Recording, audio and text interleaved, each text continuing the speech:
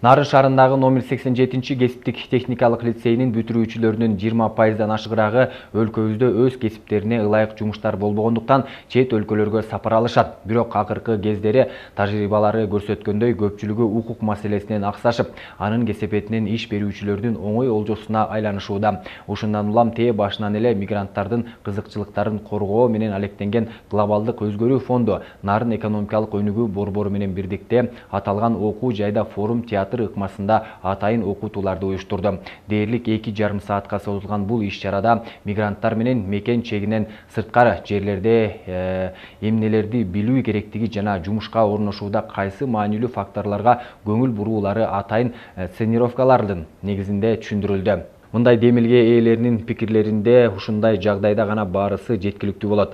Чынында эле ага окуучулардын өздөрүнүн катышкандыктарын көңүлгө түйсөк, форум театр формасы алда канча натыйжалуулугу менен өзгөчөлөнчүдөн. Эң жакшы бүткөн кесипке билим алган балдарыбыздын баары бүт сыртка миграцияга чыгып кетип атышат. Ушул боюнча эң негизги биздин биринчи көйгөй ушул болуп атат. Быйылкы уже бүткөн балдарыбыздын ушул 20% ушул чет өлкөгө чыгып кетип атат. Эң негизгиси. Жакшы кесип алган, бул жерде кесиптин дагы ичинен жакшы билим алган балдар бар да. Ошол балдарыбыз мына сыртка чыгып кетип атканы бизе эң биринчи биздин көйгөй болуп атат. Миграцияда кандай тобокелчиликтер бар, ошону билиш керек.